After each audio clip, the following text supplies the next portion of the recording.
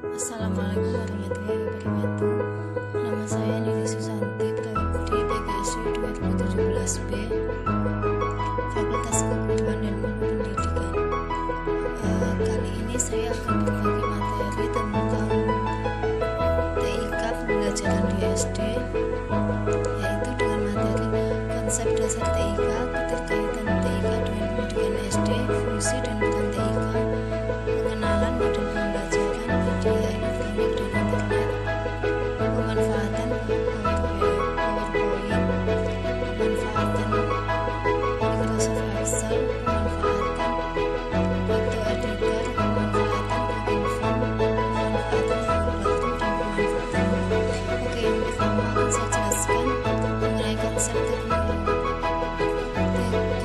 dasar teknologi informasi dan komunikasi. Yang pertama ada sebagai ide, yaitu teknologi yang ada di dalam pikiran dalam bentuk ide-ide ketika memikirkan, merasakan, dan melakukan sesuatu. Maksudnya dalam hal ini berarti kita mempunyai ide teknologi atau pikiran sebagai ide teknologi atau pikiran untuk mengembangkan dunia teknologi. Nah, yang kedua adalah teknologi sebagai proses rancang bangun, yaitu teknologi yang terlihat ketika kita melakukan atau mengerjakan sesuatu, proses yang dipikirkan. Yang kedua adalah konsep informasi. Nah, apa itu informasi? Informasi adalah sekumpulan atau serangkaian data yang telah mengalami pengumpulan dan memiliki arti serta siap untuk dibagikan. Artinya informasi adalah sebuah data yang siap disajikan atau dimasukkan ke dalam suatu media elektronik. Contohnya seperti berita, kita bisa menonton di televisi atau membaca artikelnya di internet, atau bisa kita lihat atau bisa kita akses di YouTube. Nah, yang kedua adalah keterkaitan TIK dengan pendidikan SD. Nah, apakah TIK penting bagi pendidikan SD? Nah, bagi pendidik TIK bisa dimanfaatkan untuk proses pembelajaran. Pendidik bisa berkreasi, berinovasi dengan memanfaatkan teknologi informasi komunikasi. Nah, pada fase atau kondisi seperti COVID ini, seorang guru memang memanfaatkan teknologi informasi. Contohnya, seorang guru memberikan tugas pada muridnya dan membentuk tugas Google Classroom. Bisa juga seorang guru jika ingin menerangkan pada siswanya, maka seorang guru memberikan link atau mengajak siswa berdiskusi melalui Google Zoom. Nah, yang ketiga adalah fungsi dan peran TIK. Fungsi dan peran TIK adalah sebagai alat, dalam hal ini digunakan sebagai alat bantu bagi pengguna atau user. Nah, TIK memiliki arti sendiri, yaitu bisa digunakan untuk membantu para pengguna. Contohnya, sekarang di media sosial sudah banyak aplikasi yang bisa kita gunakan untuk komunikasi. Salah satunya adalah aplikasi WhatsApp. Nah, itu salah satu dari teknologi informasi. Bisa di WhatsApp tersebut bisa pula kita tidak hanya berchat, namun kita bisa video call dengan satu orang atau lebih.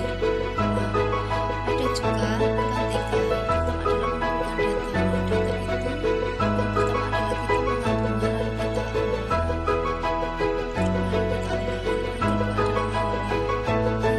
olah. Menyimpan data bisa kita simpan, misalkan menggunakan yang pertama kita ketik dengan Microsoft Excel atau Word. Yang keempat adalah menyelidiki. Nah, TIK dapat pula kita manfaatkan untuk menyelidiki, misalkan kita menemukan isu atau kasus terbaru. Nah, itu bisa kita gunakan. Yang kelima adalah membuktikan dan menyebarkan informasi penting. Nah, yang kelima ada selanjutnya ada model pembelajarannya. Yang tadi adalah pengenalan melalui media elektronik dan internet. Nah, model pembelajarannya, websitenya ada web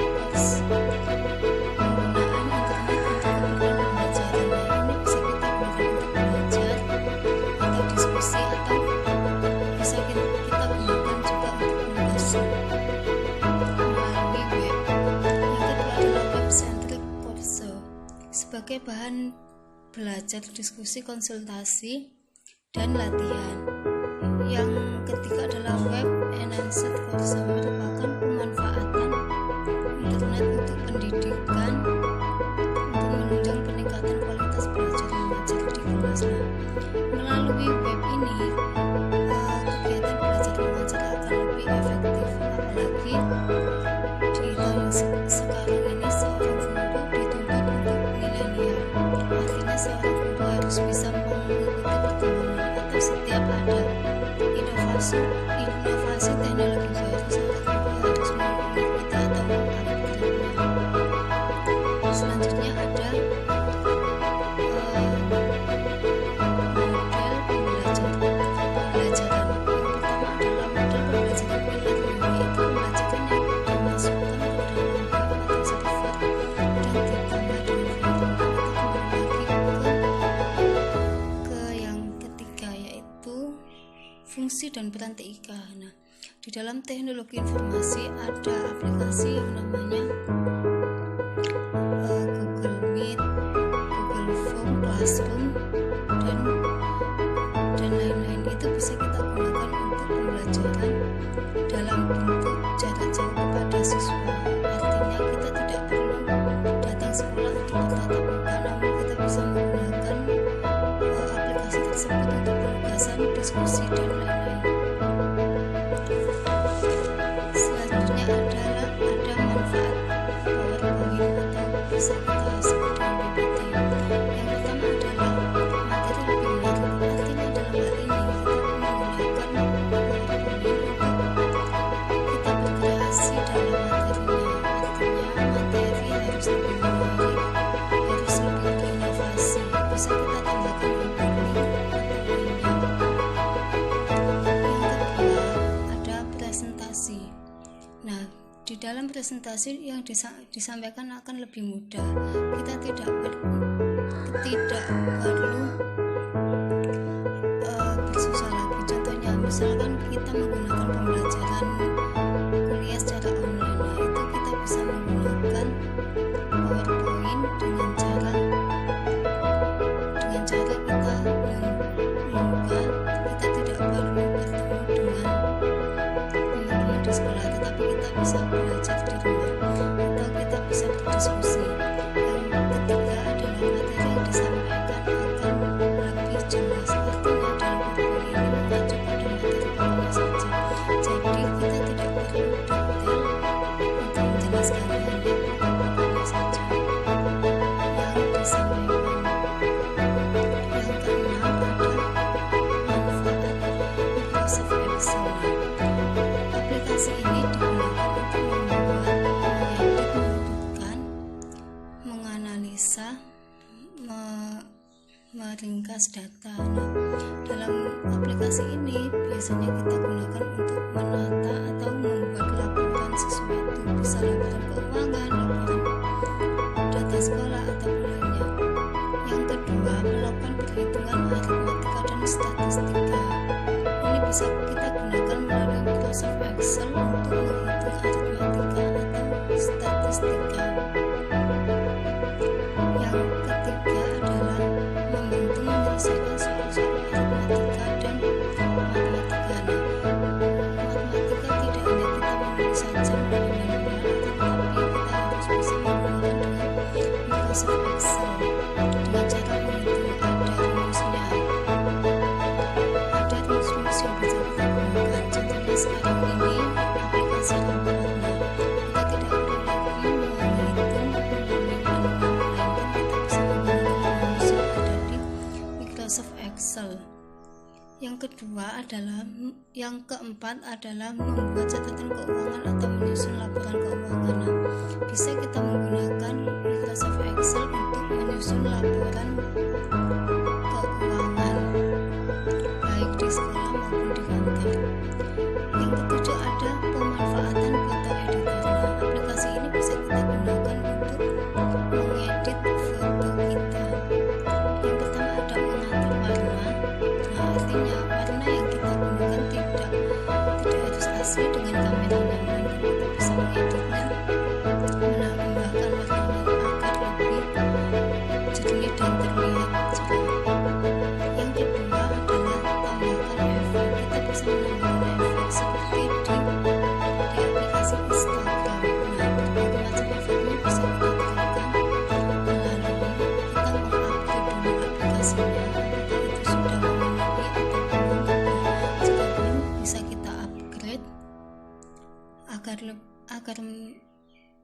agar warnanya lebih banyak dan beberapa efek ada. Selanjutnya adalah memutar. Kita bisa memutar foto dalam bentuk vertikal atau horizontal, jadi sesuai keinginan. Selanjutnya ada mengubah ukurannya. Yang mulanya ukurannya kameranya bisa kita standarkan atau bisa kita bentuk sesuai dengan selera kita. Yang kedua adalah tampilan garis. Kita bisa menghilangkan tampilan garis dengan cara kita bisa crop atau menggunting foto tersebut. Selanjutnya ada menambah teks atau gambar. Kita bisa menambahkan teks atau gambar pada foto yang akan kita edit. Selanjutnya ada pemotongan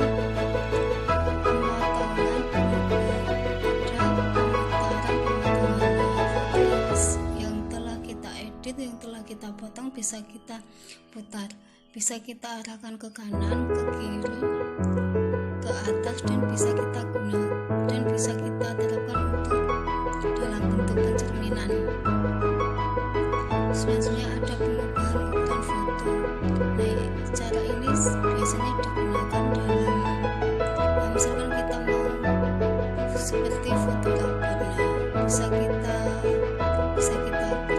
sesuaikan, misalkan kita menggunakan ukuran 3x4. Selanjutnya ada manfaat Google Form. Google Form ini biasanya seorang pendidik digunakan untuk memberikan tugas kepada peserta didiknya. Bisa kita membuat survei, kuis, atau mengumpulkan info yang mudah dan lebih efisien. Artinya dalam aplikasi ini akan diterima secara efektif dan efisien. Waktu yang kita gunakan tidak perlu banyak karena semua sudah dirangkum dalam satu aplikasi. Selanjutnya ada manfaat dari Google Classroom adalah untuk membuat tugas untuk siswanas. Pada saat COVID pandemi ini, guru lebih memanfaatkan aplikasi Google Classroom. Yang pertama adalah bisa kita menambahkan deskripsinya berupa tugas. Misalnya kita menugaskan untuk tema satu, itu bisa kita tambahkan dengan judulnya apa dan tugasnya untuk apa. Kita bisa pula memberikan waktu agar peserta didik kita efektif dan tepat waktu dalam mengumpulkan tugas. Yang kedua, selanjutnya ada manfaat YouTube. Manfaat YouTube adalah yang pertama kita bisa mendownload. Artinya dalam mendownload ini kita bisa memilih apakah kita ingin gambar yang dengan kualitas tinggi, rendah, atau sedang. Kalau kita memilih ke kualitas tinggi berarti gambar itu memang bagus dan cerah seperti wajah aslinya. Namun kalau kita memilih gambar dengan durasi rendah, maka gambar itu akan terlihat pudar dan seperti pecah-pecah. Nah, memang suaranya bisa kita dengarkan, namun gambarnya terlalu jelek. Selanjutnya adalah mengakses video. Kita bisa mengakses video melalui YouTube sesuai dengan channel yang kita sukai atau kita ikuti. Kita bisa melakukan subscribe, komentar, dan like. Nah, yang pertama yang sangat orang butuhkan adalah subscribe untuk menambahkan agar channelnya lebih terkenal. Selanjutnya adalah kita bisa mengakses info. Nah, kita bisa mengakses info melalui YouTube juga. Misalkan ada berita namun kita tidak tahu di media yang lain, kita bisa mengakses melalui YouTube dengan cara kita membuka sesuai dengan alamat websitenya. Yang keempat adalah memasarkan produk. Nah, di zaman sekarang ini kita bisa memasarkan produk tidak harus lewat manual, melainkan kita bisa online seperti online shopping yang kita lihat di bisa Lazada, bisa Shopee, bisa JDID,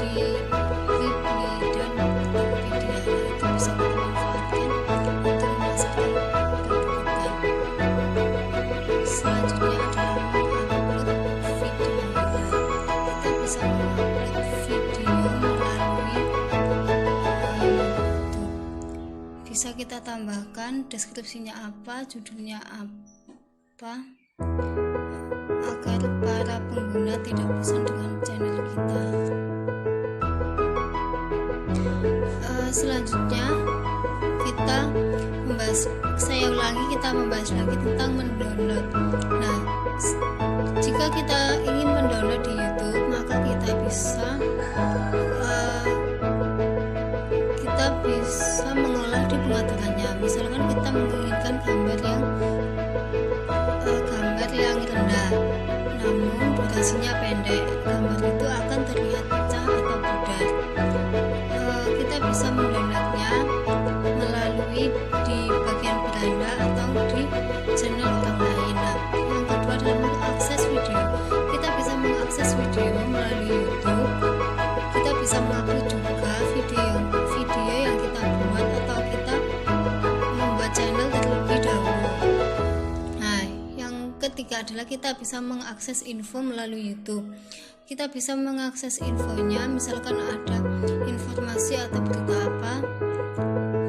Kalau kita malas mengaksesnya melalui Chrome, kita bisa melihat langsung secara keseluruhan di YouTube. Yang keempat adalah memasarkan produk. Nah, kita bisa memasarkan produk melalui YouTube. Misalkan kita foto, lalu kita jadikan video, kita upload di channel kita. Nanti akan ada yang melakukan like, subscribe, dan komen untuk produk kita. Nah, yang terakhir adalah mengupload video. Kita bisa mengupload video di YouTube dengan cara kita membuat channel agar orang lain tidak bingung, karena di YouTube banyak channel-channel terbaru dari para YouTubers, maka kita menggunakan channel terlebih dahulu. Terima kasih, itulah sedikit pembahasan atau penjelasan dari materi TIK. Kita ulas lagi materinya. Yang pertama dengan satu, konsep dasar TIK. Yang kedua, keterkaitan TIK dengan pendidikan SD. Yang ketiga, fungsi dan peran TIK. Jadi TIK mempunyai fungsi dan peran. Yang keempat adalah pengenalan model pembelajaran melalui media elektronik dan internet. Yang kelima, pemanfaatan PowerPoint. Yang keenam, pemanfaatan Microsoft Excel. Yang ketujuh, pemanfaatan foto editor atau aplikasi untuk edit foto. Yang kedelapan adalah pemanfaatan Google Form. Yang kesembilan adalah pemanfaatan Google Classroom. Yang kesepuluh adalah pemanfaatan YouTube. Nah, teman-teman, jika kalian kesulitan, misalkan ingin membuka YouTube karena terkendala sinyal, kita bisa mengakses lagi melalui Chrome.